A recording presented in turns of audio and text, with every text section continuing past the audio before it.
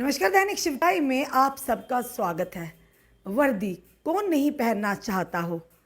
नौजवान युवा पीढ़ी आज के दौर में हर कोई चाहता है हम देश की सेवा करें, पर जब वर्दी 50 साल की दादी जो सास भी है उनके तन पर हो तो वाकई वो कहीं ना कहीं सुर्खियों का पात्र तो बनेगी। बताना चाहेंगे आपको दादी जो कि 50 साल की दादी वाली वर्दी, यानी 14 साल बाद बिहार पुलिस में बहाली हुई। पूरी खबर क्या वो भी आपके समक्ष हम रखना चाहेंगे। यानी कि बिहार के हाजीपुर में 50 साल की एक महिला पुलिस होमगार्ड बनी। आखिर क्यों 50 साल में बनी ये भी बताएंगे आपको, क्योंकि 50 साल में तो कोई नियुक्ति होती नहीं। जो उम्र होती है जो मिनिमम जो 38 वर्ष और उसके बाद अगर कैटेगरीज हो तो उसमें 40 या 42 साल। अब क्यों बनी ये भी बताना चाहेंगे। यानी नए रंगरूटों की परेड के लिए एक समारोह के आयोजन किया गया। इसके बीच एक दादी अम्मा वर्दी में नजर आई, और जब अम्मा वर्दी में नजर आई तो वो कहीं ना कहीं चर्चा का विषय बन गई। वो अपने बेटे बहू और पोते के साथ परेड में शामिल होने के लिए पहुंची थी। समारोह में वह चर्चा का केंद्र बने रही। उसी के चलते बिहार के हाजीपुर में उस वक्त दिलचस्प नज़ारा देखने वाला था।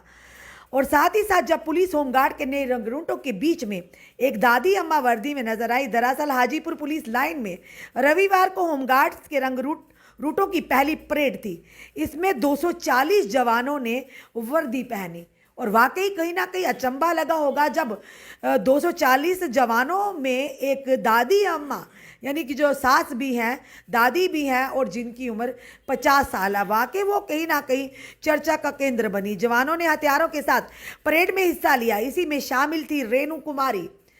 वो अपने बेटे बहू और पोते के साथ परेड में शामिल होने के लिए पहुंची थी। आयोजित समारोह में वो चर्चा का केंद्र बनी। दरअसल पूरी बात क्या, आखिर क्यों इतनी देर से उन्हें वर्दी पहनी ये भी बताएंगे।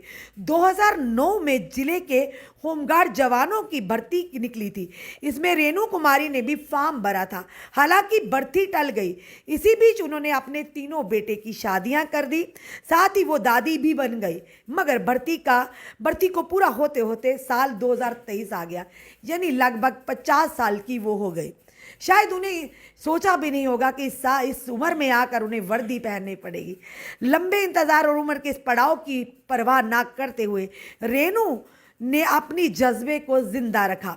2023 में भर्ती के लिए तैयारी कर ट्रेनिंग पूरी की और आखिरकार वर्दी पहनी। बेटे बहू और उनका पोता पुलिस केंद्र में उनकी सफलता के गवाह बने। यानी बड़े खुद सोचिए, कहते हैं कोशिश करने वालों की कभी हार नहीं होती, और जिन्होंने उम्मीद का दामन थामा हो पूरी सच्चाई के साथ, और कहीं ना कहीं वो उम्मीद ज़रूरी पूरी होती है। इसी तरह से रेणु देवी ने भी कहीं ना कहीं 2009 में साल में जो होमगार्ड की भर्तियां थी वो भरी। बिहार की हाजीपुर की रहने वाली तो भर्तियां भरी, तो कहीं ना कहीं इंतज़ार करते करते मायूसी तो आती है कि इतने साल हो गए, यानी 2009 से आज 2023 हो गए हैं। और इतने सालों के बाद शायद रेणु देवी भूल भी चुकी होंगी कि उन्होंने कहीं आवेदन दिए थे। पर जब वो भर्तियां टल गई, अब जो भर्तियां टलने के बाद एकदम से फिर से जब रेणु कुमारी की चेहरे पर खुशी तब आई जब वो दादी बन चुकी थी। यानी 3 बेटों की शादियां करके दादी माँ भी बन चुकी थी। अब उन्हें सौभाग्य हासिल हुआ, और रेणु देवी ने अपने जज्बे को यानी कि जवा रखा। अपने जज्बे को मजबूत रखते हुए उन्होंने पूरी ट्रेनिंग कंप्लीट की, और आखिर वो समय आ ही गया जब 240 रंगरूटों के साथ उन्हें भी वर्दी में देखा गया। और वाकई रेणु देवी के जज्बे को सैल्यूट है। उन्होंने उम्र की परवाह नहीं की। उन्होंने ये नहीं कहा कि ज़माना क्या कहेगा, लोग क्या कहेंगे। उनकी जो इच्छा थी 2009 में आज इतने सालों के बाद भी रेणु ने, यानी लगभग 20 से 22 साल के बाद भी ये कहना चाहेंगे कि रेणु ने इतने सालों के बाद, यानी 2009 से आज 2023 है, तो खुद सोचिए 12-13 साल का जो अंतर होगा। उसके बाद रेणु देवी को जब वर्दी मिली होगी तो कितना उत्साह होगा, किस कदर वो खुशी से यानी अंदर ही अंदर मन मुस्कुरा रही होंगी।